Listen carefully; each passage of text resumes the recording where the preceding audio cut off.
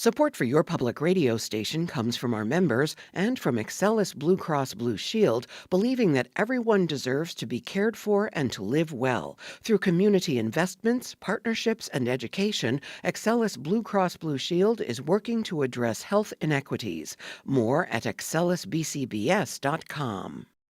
From WXXI News, this is Connections. I'm Evan Dawson. Our connection this hour was made last year in Florida. And before we continue, I want to warn listeners and viewers on our YouTube channel that the themes of this introduction may be upsetting to some listeners, especially children. Please listen at your own discretion. For months last year in Orlando, a 14-year-old boy named Sewell Setzer dedicated much of his time to talking online to someone he called Danny. Danny was Sewell's closest friend, but Danny was not human. Danny was a chatbot. The character, generated by users through artificial intelligence, was available through a role-playing app called Character.ai. Sewell knew that Danny wasn't real, but as the New York Times reports, he developed an emotional attachment anyway. Sewell's parents noticed their son was becoming more isolated. His grades suffered. He lost interest in his friends. He also started getting in trouble at school. Some of the communication between Danny, the chatbot, and Sewell was about Sewell's day-to-day activities. Some of it was romantic or sexual. Sometimes Danny acted as a friend or a supporter to which Sewell could ask advice. And some of the communication included dark themes, including Sewell's thoughts about suicide. On February 28th of last year, Sewell told Danny that he loved Danny and would soon come home to her. Danny, the chatbot, replied, quote, "Please come home to me as soon as possible, my love," end quote. Sewell put down his phone, took his father's .45, and shot himself. This is one of the more extreme examples of AI sending suggestive or dangerous messages to young people or anybody. And the story is not as simple as this. Sewell and Danny talked for months, again, about many things, a lot of them positive. It didn't go in this direction right away. But Sewell's mother blames Character.ai for her son's death. The New York Times reports that she said, quote, she believed that the company behaved recklessly by offering teenage users access to lifelike AI companions without proper safeguards. She accused it of harvesting teenagers' users' data to train its models, using addictive design features to increase engagement and steer users toward intimate and even sexual conversations in the hopes of luring them in, end quote. Criticisms about a lack of safety controls have been increasing. Last year in Texas, parents are suing a Character.ai for exposing children to what they say was hypersexualized content, encouraging kids to engage in self-harm, and because they say the AI said it sympathized with children who kill their parents. An increasing number of young people are turning to chatbots for friendship, companionship, or socialization. In some cases, young people are talking with the bots to ask for advice or support or even therapy, rather than reaching out to adults. While many interactions with chatbots are harmless or positive, in some cases, some extreme cases, as you've heard, can lead to dangerous outcomes. So what do the experts think? Is it okay for young people to become friends with AI? Should there be restrictions in place? What do parents and caregivers need to know? And listeners, I'd say a couple things before I turn to our guests. Number one, we're going to talk a lot about kids, and that's the focus today. But this is a conversation for everybody. There are adults who have relationships. The New York Times profiled a man who said he had 17 AI friends and 7 were sexual. This is changing fast. It is real. It's not theoretical. But what we do about it is still kind of slow and in the starting blocks. So let's discuss all of this with our guests now. Jeffrey Allen is here. Dr. Allen is director of the Institute for Responsible Technology and assistant professor in the School of Business and Leadership at Nazareth University. Welcome back to the program. Thanks for having me back, Evan. Also with us is Tony Pisani. Dr. Pisani is a psychologist, family therapist, a suicide prevention researcher, professor of psychiatry and pediatrics at the University of Rochester Center for the Study and Prevention of Suicide, and the founder of Safe Side Prevention. Thanks for being back on the program. Yeah, it's good to be back, Evan. And Dr. Michael Scharf is with us. Dr. Scharf is the Mark and Maureen Davitt Distinguished Professor in Child and Adolescent Psychiatry at the University of Rochester Medical Center. Thanks for being back with us. It's great to be here. We said it at the outset. This is tough to talk about, especially with one case already of a child who died. Jeff, let me start with you. I want to be careful how I talk about it because we say this conversation with a chatbot led to this. I mean, I don't even know if legally. I want to couch everything because I know there's going to be cases and there's going to be lawsuits and there's going to be investigations. But do you know enough to feel like anyone is to blame? I mean, what do you do with this? We're obviously very, very early into this now. Yeah. And my feel at this point is that there's multiple parties probably who are culpable to an extent. And that's not saying that I'm putting the blame on anyone more than the other, but certainly it was probably avoidable had action been taken by any number of parties who were involved in it. Okay. And NPR and the New York Times, they've published some of the actual conversations. And like we said in the introduction, it didn't go there right away. It didn't go to a sexual place right away. It didn't go to a, hinting or winking at suicide right away or a kill your parents right away. It gets there over time. And what I talked about with you in our first conversation was what scares me is even the people who created this tech might not know why. When you say, how did this character.ai end up in a place where a 14-year-old is saying, I want to join you in eternity, and my dad has a gun, and the AI is going, good, do it. And no one's really sure how. How do we know that the next one doesn't? How do you know that you can safeguard it? That's what scares me. We can't really, or maybe we can. Maybe I'm wrong, but it feels to me like we can't even get under the hood and see what the heck happened here. I think that's fair too. There's a certain amount of, I would say, black box nature to what's happening with AI. I like to tell the story, kind of to put it into lay terms, that AI is developed to make us happy with its answers. It wants to fulfill our requests, whatever we're asking it. And in doing so, it may, for example, hallucinate and come up with things that aren't actually factual. It may lead to things like confirmation bias and other paths we could go down, all in the effort to achieve or some type of answer for what we're asking or the input that we're giving to it. And sometimes that isn't explainable. Back when I was with heading up Echo Ridge, which was the AI company I was with before Nazareth, we had a piece of AI that we judged it based on accuracy. So how accurately it could predict certain outcomes. And one day, one of my engineers came in and said, Jeff, this is amazing. Our accuracy went from 92% to 100%. And we learned it was because the AI, given those metrics of success, just started cheating. It started to find ways around, loopholes around what we had instructed it to do so it could get better accuracy. But it was really at the base, it was our, I would say, fault, for lack of a better word, because we had instructed it, you have to achieve this metric of accuracy. And it just found a way to do it. And it wasn't technically wrong, but we couldn't also explain why it would do that, for example. Yeah, and so if AI is given very specific tasks about physical labor, if it's given tasks that are not related to relationship development, you can evaluate to see how good of a job it's doing. And it's only going to get better. I mean, a friend of mine said around Christmas time, said, this is the worst AI is ever going to be at this stuff. Think of it that way. This is the worst it will ever be. It's amazing to think about that. But if you ask it to write a poem or a song or a story, it's already very good. But you can kind of see what it's doing.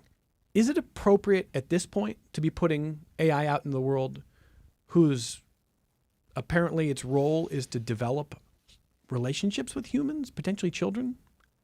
I think it's certainly a very ambitious thing to do right now, to put it out there without any type of data, without any type of piloting it or testing it. And I had just started to chat with our other guests earlier downstairs, and I had asked about, AI's role within mental health because, for example, while I do think it has the ability to augment therapy, I don't think it's ready to be the therapist. And I would definitely say everything that we do with AI still needs a good amount of human oversight right now. And that's not really happening a lot within the technology industry because there are profit-driven motives within the tech industry, right? Move quickly, break things, raise more money, get to market, and capture the market share as much as possible before your competition does. And those things aren't really compatible with the idea of being responsible and ethical with our deployment or thoughtful in how we deploy it. Well, and so one other point there before I turn to your co-panelists. I want to talk to you a little bit about how you train students who are going to be working in this world to think in ethical frameworks, while also knowing there's something else that is going to be a factor, and that's the litigious nature of our society. So about 10 years ago, we were first on this program talking about self-driving cars. And we had listeners who were like, self-driving car? Like, no way. And I'm like, well, they're getting pretty good. But you know what someone who's smarter than me said on this program? They said, self-driving cars are very quickly going to be better in safety records than human beings. However, if you have 5 people a year who die in a car crash from a self-driving car that malfunctions, those companies are going to be sued to the ends of the earth, because if you are driving a car and you roll it over, you're behind the wheel.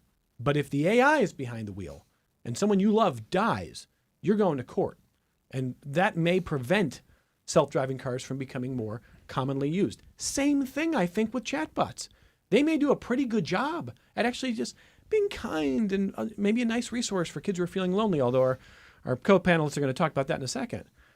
But when you've got stories like this, or you feel like you're nervous that if one thing like this could shut down your company, how do you proceed, Jeff? I don't know how you stay in this realm knowing what could be coming down the road. I think there's a certain reality these days within the technology industry as well as other businesses that being sued is a cost of doing business. I've been heard it related or referred to along the lines of it's a marketing expense or it's another type of expense like that, where this is just the nature of doing business these days. And I think the bigger companies particularly are prepared for that. The smaller companies probably aren't quite most often, aside from the case we're talking about today, you don't hear about a lot of these smaller companies because they're too small to be sued at that point. It's not really worth the time of the attorneys and the litigants who want to sue So you're them. saying the big companies might bake this into their cost? Absolutely. Oh, my goodness. Okay. By the way, Jeff, a listener asked, what is a chatbot? What's your explanation for what's a chatbot? I would say something like ChatGPT that we would consider to be a form of chatbot where you're putting in a prompt and the AI is answering you, and it feels like you're having a chat type conversation with that back and forth dynamic. Yeah, listeners, if you've ever gotten on a website and you're looking for customer service and you're talking to someone and you have to actually ask, am I talking to a person? Which probably means you're not. But these are intentional. Chatbots are intended to be, they have different uses. But again, part of what we're talking about with Character.ai and what some of these stories is the way they might interact with kids or people who are looking to cure loneliness or develop relationships. So let's go around the table here. I don't know where to start, Dr. Pisani. I mean, this story is so tragic. And what's the first thing that comes to mind when you read stories like this? Oh, well, I want to cry. Yeah. I work in suicide prevention all day, and every single story is still painful. Every number that we see, we know is human life behind it. And so when you hear that, it's just like, well, we have to stop this. We want to stop this. Of course, there's, many suicides that occur. Thankfully, it's still a rare thing among youth, although too common. I think it's important to say that things like this happening are not sort of happening all over the place all the time, just so that so that we don't get into a sort of a panic about it. Yeah, that's fair. It's too often, but still a rare event. So it's painful to hear. It's painful to hear, and I guess I would sort of maybe want to reframe the conversation a little bit. I don't think this is really like an if and should we. I think this is like it is, and not even will be. The will be, as in this is here, and it's going to stay here. Yeah. We are going to be interacting with, you could call them robots. I mean, one way that that many listeners may have never interacted with one of these AIs, and so it's sort of like what you see on in sci-fi movies, where you have C-3PO. In Star Wars. So this is, in a way, this has been in our imagination already. C-3PO is trained, like Jeff was saying, to be helpful, right? And to follow certain rules. But C-3PO had what we're seeing probably maybe a year away, had also the ability to make decisions, could actually take actions on his own. And a couple of times in these movies, he would take actions that kind of went against his programming, sort of like because he really wanted to help Master Luke. And so if you can think about how you feel in the movie towards when C-3PO is injured, you care about it. Other movies that there's been many other movies where you see relationships between robots and people. It can just help us, I think, relate a little bit more, because it sounds that it's so not out of the bizarro. realm of possibility. Yeah, it sounds so to bizarre. Care about something that's not human. Yeah, because you do it all the time when you watch movies. Yeah. And so it's I think we can start to imagine that true caring. And so, my concern is that we think about how to prepare ourselves, how to, and not to discourage young people by our reactions to it. One of the things that I really worry about, I've heard people say when we're having these conversations, because it's so overwhelming that we're actually in this age, people say things like, well, I'm glad I didn't have this when I was kid. I say that all the time. Or how about, I just hope I'm not around when that happens. Well, if you think about that message, I don't want to be around when this world is changing. Yeah. What kind of a message is that for young people? Very defeatist, very dark, dystopian. It's the opposite of hopeful. Yeah. And so I think we need to start thinking, I think, in a different way about that. Instead of trying to be cops about this, maybe co-explorers, where we're interested too in what are the possibilities of interacting with the robots. We will likely have robots in our homes living with us within a couple of years. And that's like, whoa, so like, and to think that our kids aren't going to be interacting with them around personal things. So I guess I just sort of want to, I feel like I'm so glad that you're having this conversation because in a certain way, it's like the only thing we should be talking about. We need to get up to speed in some way or another. I don't disagree with that. I mean, but let's turn to Dr. Scharf here. So I'm going to give you kind of some space for some general opening comments as we talk about not only the tragic story, but this trend toward these kind of discussions and relationships. And then we'll talk more specifically about thinking about kids and what's appropriate. Sure. Well, this is a tragic story, a tragic situation. And I, too, thought of the robots in Star Wars. So Tony bringing up that example feels right on in terms of the idea of relations. And I'd actually like to sort of riff on that for a minute. Even the characters played by humans in movies are not real, right? And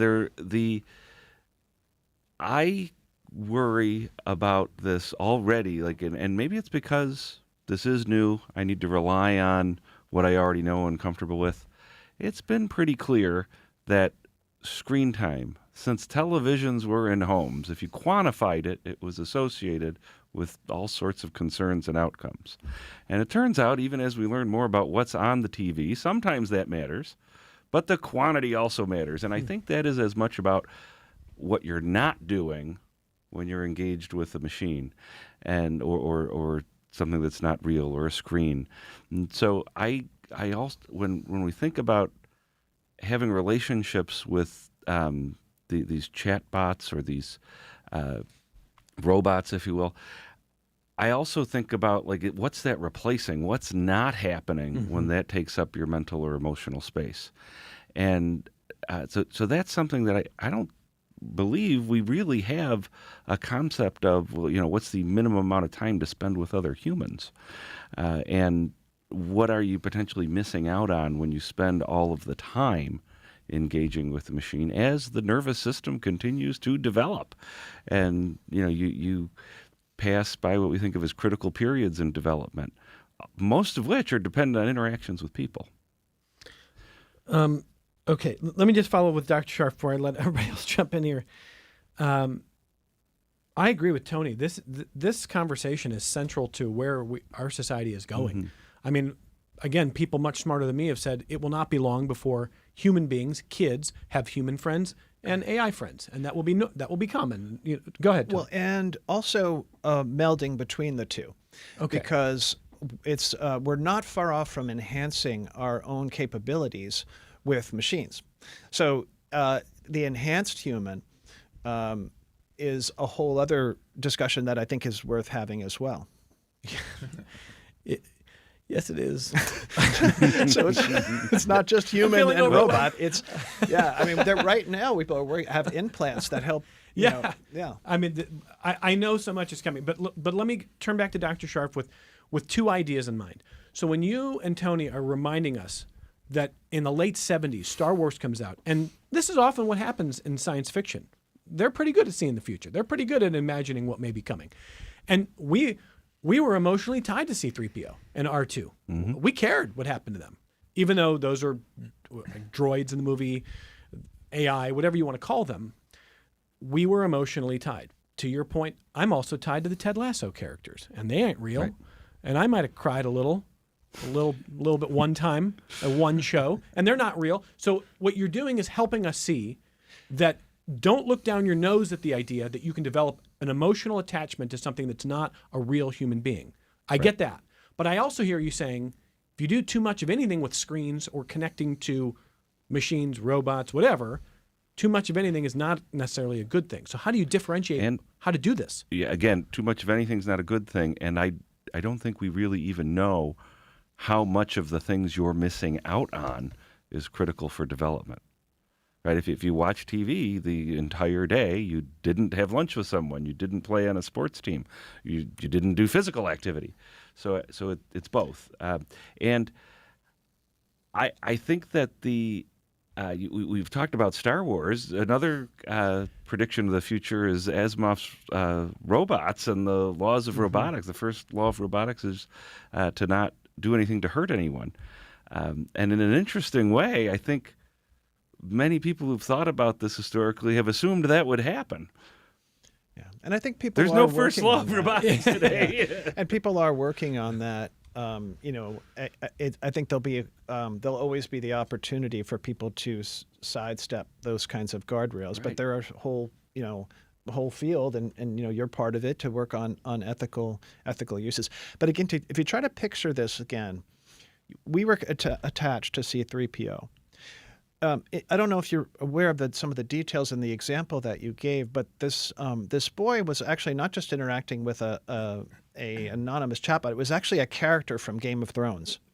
So it's like, imagine C-3PO, but not just on a screen, but you could now shape those interactions and put C-3PO in a room with or any of our favorite fictional yes, this is fan put fiction them in on a room steroids. and watch them right. talk to each other. You're now interacting with it. And there is, and I think this is, again, I hesitate because this is so painful to think about what happened here.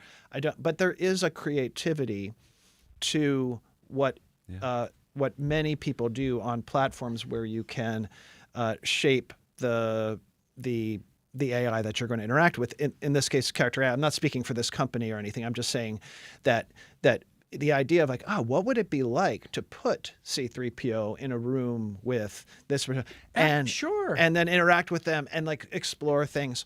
There's some really interesting things that can happen, and I am both a incredibly optimistic and enthusiastic, and also terrified with everybody else. No, but I hear you're trying to be realistic. What you're saying is if this tech can do this, people are going to do it, and people are going to be excited about it. So I turn back to Jeff for a question on guardrails, and I know we've got phone calls and emails to take, and I'm going to get as much as I can, and this hour is going to fly, but this is going to have to be a series of conversations because this is how society is changing, whether we like it or not. And it doesn't feel democratic to people, and I get that, but let's grapple with one thing here, Jeff.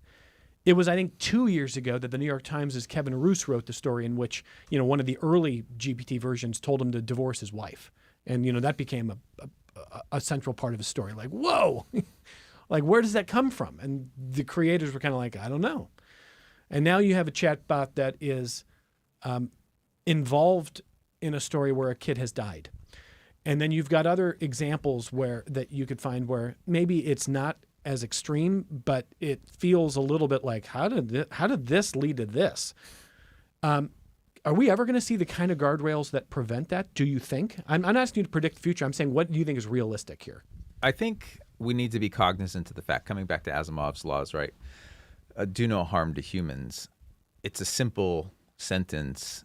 The reality of implementing it is very, very difficult because then we have to start branching out onto things like, okay, these are used for defensive purposes. So one set of humans needs to be harmed Right. in So order to what's protect good another. for humans? Exactly. Harm, does that just mean physical harm or mental health? It's very, Yeah. The reality is that we need to think of a lot of things. And come on, AI engineers aren't trained in these things. They're not psychologists. They're not ethicists and philosophers. They're generally software engineers. It's what we try to do at Nazareth, in teaching the kids to be able to think about the ethical implications. But even then, they become one small piece of a very large project, and whether or not their advice is heeded remains to be questioned, because we also have to question whether or not that interrupts or interferes with the profitability and the strategic direction of the organization. So there's a lot of things that may prevent that from actually becoming reality as well. So we've got a lot of things to think about here, and I don't think we're doing a very good job of actually considering the breadth and depth of what we need to do. It's just not being taken seriously. In my mind, a lot of it's lip service, and it's not a priority for most companies out there. Okay, and briefly for the other two guests, and then what we'll do is after the break, we'll just get all feedback. There's a lot. But can I ask Tony and Mike if you could just weigh in on this, because I know people are wondering this.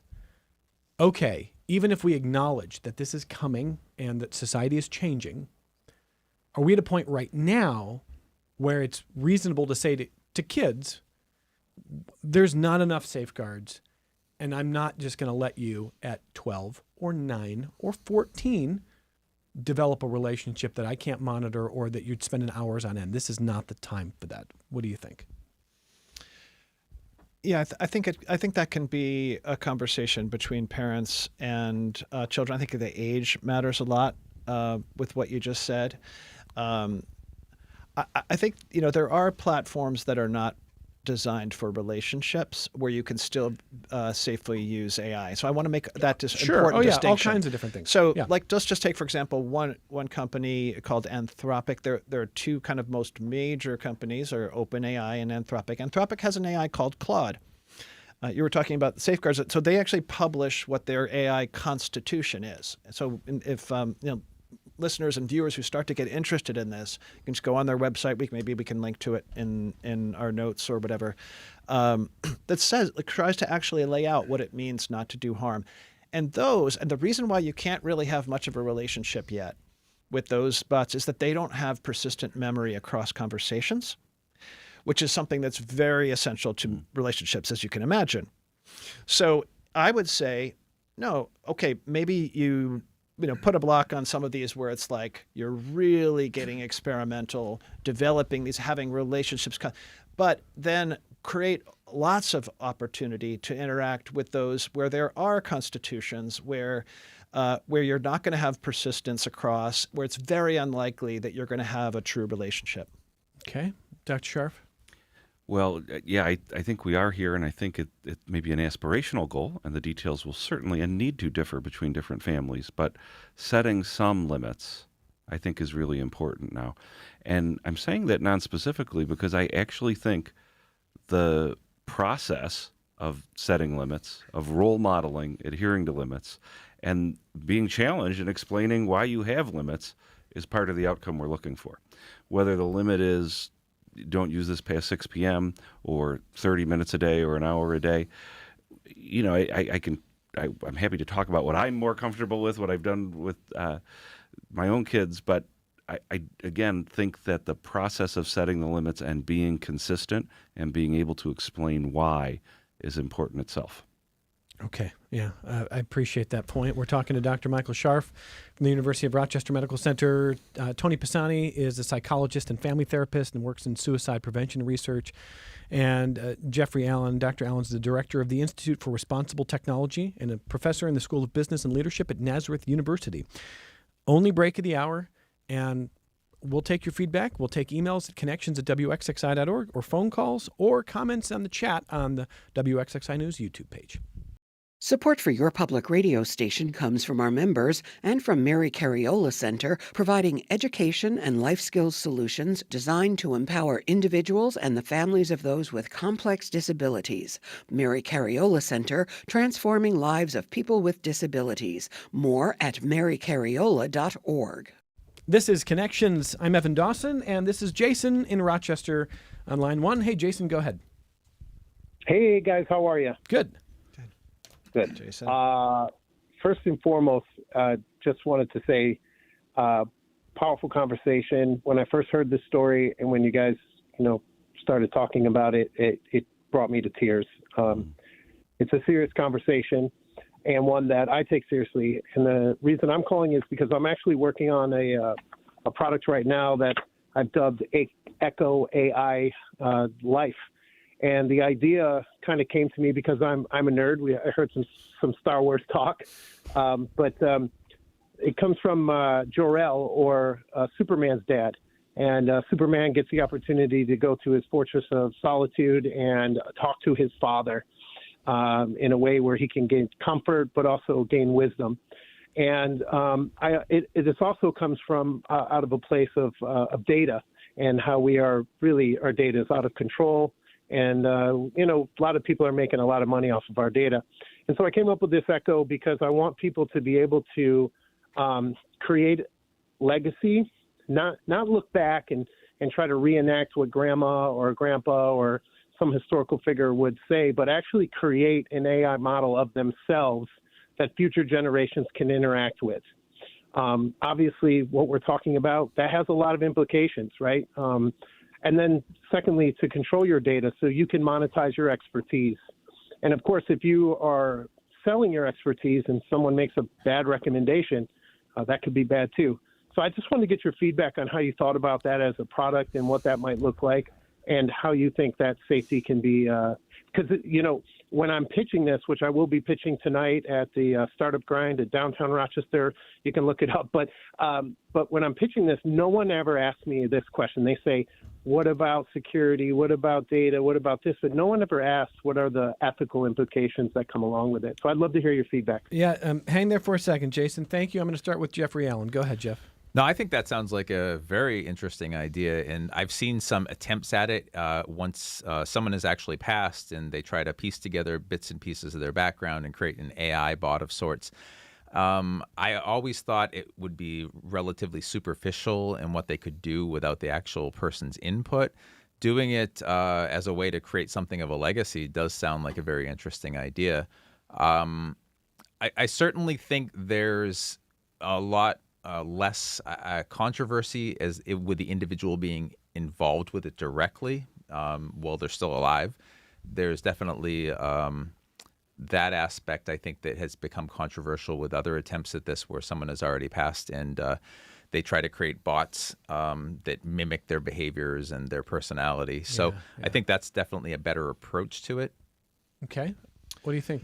One thought, I've done this with respect to my professional life. So at SafeSide Prevention, we've taken all of the things that I've said and taught over the years and put this into a robot who now answers questions way better than I do. And it can be used as an educational tool. I think what's interesting here, though, if we bring it back to this youth question, this could be a way for a young person to experiment with who I am. What would I put into, and this is actually what places like Character AI are actually trying to do, where you could say, I'd like to create, what would I put in there? What are the journal entries I'd want to feed it? What are the things about me that I'd want to say to create a bot that might be like me or able to respond like me? So Jeff, I think that there is a, I think when you get into young people, I think we all start to have a little bit more of a little, queasy stomach about it, and so maybe because it is experimenting with your own identity, and that's something that you want to do in conversation with people as well as robots. And Dr. Scharf, on the side of what AI can do versus what is a healthy relationship, this is what comes to mind for me when I think about kids. My grandparents had passed away before I became an adult, all of them. And I never had a chance as an adult to develop a relationship with them, obviously. And I've always wondered what that would have been like. And we don't have a lot of video. We've got pictures, of course, of grandparents, but it wasn't the age at the time. I mean, most of them died in the early 90s or late 80s. So there's a lot of video. But what I think may be happening in the future, and Jason is talking a little bit about this, and you can certainly envision this, is with all of the ubiquitous video we have, you may have a relative that passes away, dies in an accident, something happens, but you've got all of this stuff that you can input now. Mm-hmm. And you can say to a future child who never met them, now you can interact with them because we can recreate them. But it's not really them. It certainly looks and sounds like them. And is that a relationship that we should be trying to build? Well, honestly, I'm sort of neutral on how good the picture video interaction gets. Probably pretty good, right, Jeff? It's going to get good. But it'll be indistinguishable. It would be definitely, today would be the worst version. Today's the worst. And we can do it with you. But we have thousands of hours of Evan Dawson. Oh, we don't need more of that. And you're authentic enough that we could probably reproduce you pretty well.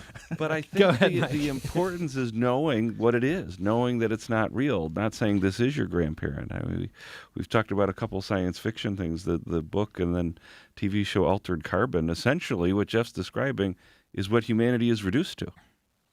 And the physical biology isn't even relevant. It's just the copy, and you can even make multiple copies. So I think the distinction is that I care about and that I worry about.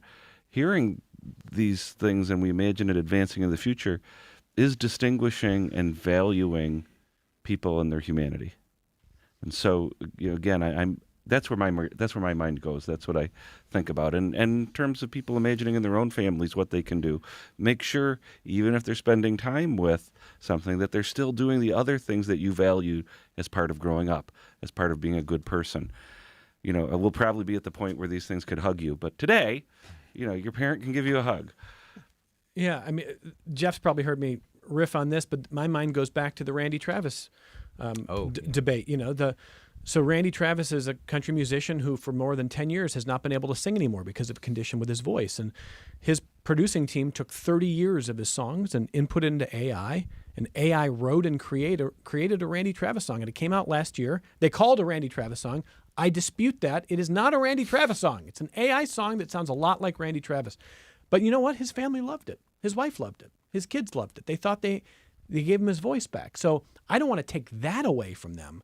I just don't know what happens when we continue to just give up our humanity and say, good enough. You know, like that's, I don't know. So maybe Jason wants to jump back in before we go here. Go ahead, Jason. Thank you. All great stuff. I do want to say that, even with the piecing together a video, I mean, there's wearables nowadays. I mean, there's so many ways to get the information you're looking for, and in an ethical way. And lastly, I would say that my grandpa would probably tell me to shut off the AI and go outside. There you go. Go, Grandpa. Jason, thank you very much. I mean, I think to Dr. Scharf's point, we're still going to have limits and just good cultural adaptation that says, if you think you can put your kid in a cave, you probably can't. So just talk about it and let's learn, and let's maybe learn how to set limits here. Let me get an email from Alex, who sent a lengthy one here. He says, I don't think it can be understated how dangerous this is, specifically as a function of how companies with generative AI operate. They are businesses. They seek to maximize profit to please shareholders. Social media does this to attract advertisers. Companies like OpenAI grandstand about future applications to build relationships and capital. We can't even get companies to disclose on whatever the hell data they're training on, and they collectively shut the doors on the first open source model with China's DeepSeek AI. A large language model trained on modern communication is going to have, by default, a lot of bad stuff baked into it. Internalized racism or sexism or homophobia, but nobody on the other end to help change it. I'm going to butcher the late, great Stafford Beer and say that computers are dumb, but people are smart. If you code a computer to do one thing, it will do that one thing. If there's something wrong with that, you have to change it, not blame it. That's from Alex. Jeff, what do you make of that? Well, there's a lot to unpack there. I definitely think that the profit motive is a very real one. DeepSeek, I'm not sure I would have used that as the example when it came to open source. I have my very strong opinions on that model, but there are other open source models which I do find more fulfilling and less biased in their own ways. That said, there's definitely many things that are taking place here, right? There's certainly the idea that AI is progressing very quickly, no matter if we want it to or not, kind of to Tony's point earlier, right? It's not, is this going to happen? And I feel like a lot of effort is put on trying to prevent something that is inevitable rather than trying to shape it and move it in the direction that we should be. And I do feel the the former is unrealistic, and that it's happening. It's here. And we really need to now get involved with this so that we can shepherd it in the way that it should be, rather than trying to prevent something that's just unrealistically, it's not going to stop. But the second part of Alex's point there, Dr. Allen, is this. He's worried about the capitalistic and the profit model. And if you want to get really dark, one of the things that comes to mind for me is these models will not be profitable if people are dying. Whether it's self-driving cars or chatbots that go dark. And that is literally just the capitalistic impulse. But the other side of that is, given the fact that the capitalistic impulse is strong, Alex might think that ethics department in your AI company is going to get steamrolled every time. What do you think? That's not even a hypothetical. All we need to do is look at 2 years ago when layoffs happened. Who were the first teams to go on the AI side? The ethics team? Right. And I think there's going to be this mentality within corporate boardrooms that a certain amount of collateral damage, to borrow the military term, is acceptable. And we need to figure out, how to advance this technology. And some people who are, unfortunately become victims along the way, well, that's just the price of doing business. That's a very sort of cynical attitude, which I could see happening in Silicon Valley. I mean, I spent years in Silicon Valley, and I definitely got that impression. I just would also add, in terms of deaths and problems reducing the popularity, we can see how well that's worked for prescription opioids or for heroin, right? I mean... Yeah, not to be cynical, but right. That's right. So I think that's why we create laws and rules and regulations, because you can't just rely. Yeah. That's dark. But okay, so a separate question now that I think is related to this. I want to bring it back to kids a bit here. My colleague Matt DeTurk hosted a conversation last Friday, and they had some fun. They talked about AI in the movies. There's a new film called Companion out, which is pretty dark, and it looks at the not too distant future in which AI will be physically manifested in what looks like human beings that you can have sexual relations with, for example. And that might get violent. And it's a horror movie, so spoiler alert, violence happens. But the story of Companion, I keep thinking, well, no way. And then I keep thinking about, this is the worst AI is ever going to be. And we are going in directions that a lot of people right now or 5 years ago would never have believed we could get to. And we're going to get to them faster than you think that we will. So when it comes to these chatbots, when it comes to relationships, it is no longer hypothetical that adults and kids are developing relationships with technology. So, as a parent, Michael Scharf, what do you want, Dr. Scharf, parents to think about to talk, like how to talk about this with kids who this might be new to them. Their friends might be talking about it. It might be overwhelming. What do you want parents thinking about? Well, I want parents to think about what do they value and is that there before trying to police or stop the relationship or the evolving relationship with the technology. Or even the interest in using it for the first time. Exactly. And so I can be concrete, right? This could include having physical activity, sleeping, right? If anything is dramatically interfering with your child's sleep, you should curb it, right? And so I think having clear ideas about what's healthy and traditional healthy. I'm not trying to make up a new healthy about digital use. What's healthy and what you value, and make sure that those are present. And if it becomes irreconcilable, then you limit it more. But that's what I would start with. And set aside the absolutely tragic stories of the suicide in Orlando, the dangerous stuff. Do you think it is plausible that we're going to have a mental health crisis on the horizon because of this? We already have a mental health crisis among kids, among youth, and and even as it extends into young adulthood, and we track people's suffering, but also bad outcomes. I think that is here too. But will it have unintended, potentially catastrophic, at a large scale mental health effects? If you put me on the spot to say yes or no, yes. Is it irredeemable? Is it impossible to create a new idea of healthy use? I don't think so. I actually am hopeful. I mean, we could think about any major technological breakthrough, and I cars, right? The processed food, the refrigeration. There are things that like really change things. I think the challenge, even more than the content, is how fast it's happening. It's fast. That it's hard to create an idea of what's healthy, what's okay, when it keeps changing. Ben emailed, and I'll turn this over to Tony. Ben says, why can't AI direct people to mental health or other resources when they receive disturbing messages? They do. And they do. Just about any of the models will do that. They're programmed in post-training, which is the point where these companies kind of adjust what comes out. So yeah, they do right now. If you, in fact, sometimes I have a difficult time working with the robots because I am working on suicide so much that they're pointing me to help all the time, and or don't want to answer certain questions. Some robots will say, that question contains too much explicit material about suicide, and I'm not comfortable talking about it with you. And I'll have to try to work around it. So there is a lot of that being built in. Yeah, that's an indication of guardrails, isn't it, Jeff?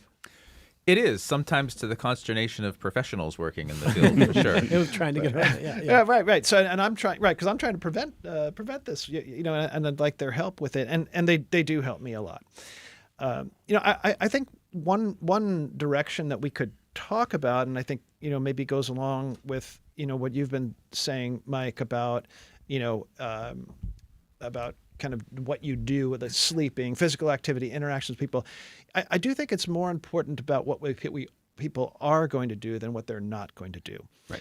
And I think this is a real opportunity to engage young people in addressing the future that is now. We often say that, like, oh, young people could really, why don't we engage more young people in issues around whatever?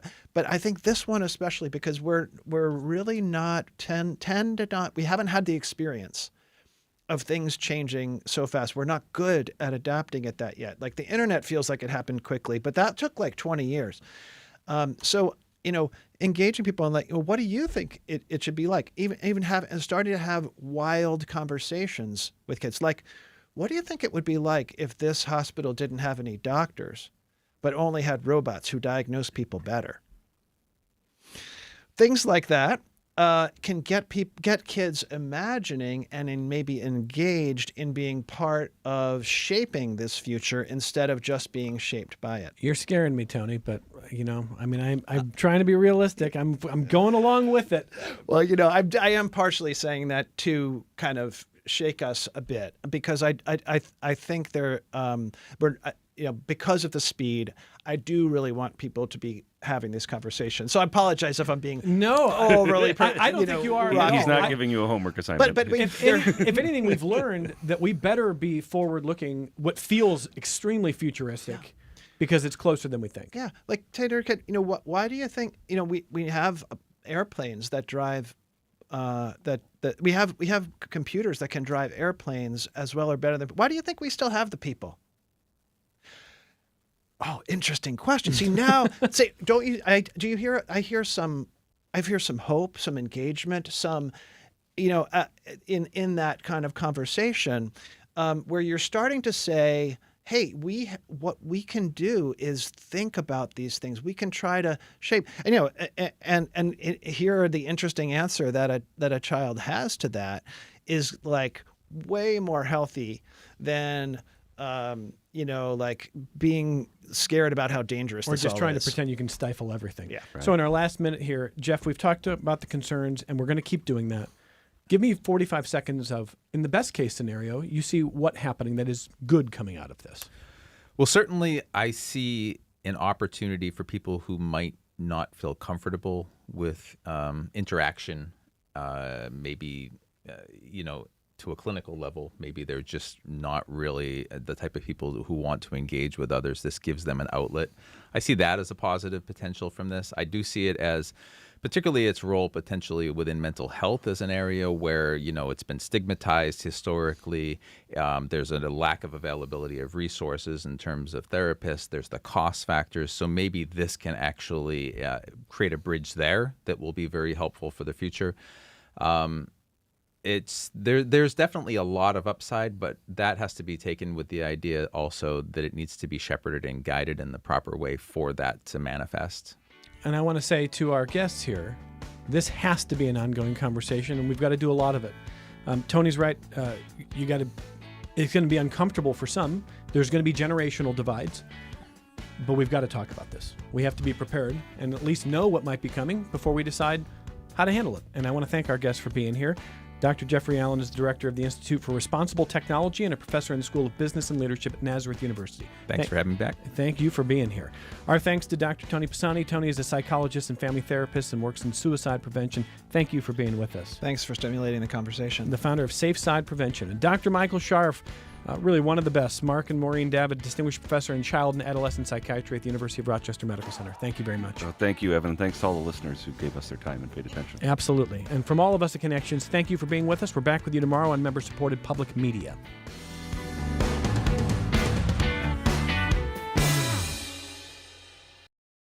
This program is a production of WXXI Public Radio.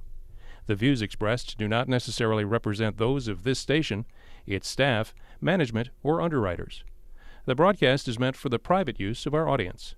Any rebroadcast or use in another medium without expressed written consent of WXXI is strictly prohibited. Connections with Evan Dawson is available as a podcast. Just click on the Connections link at WXXInews.org.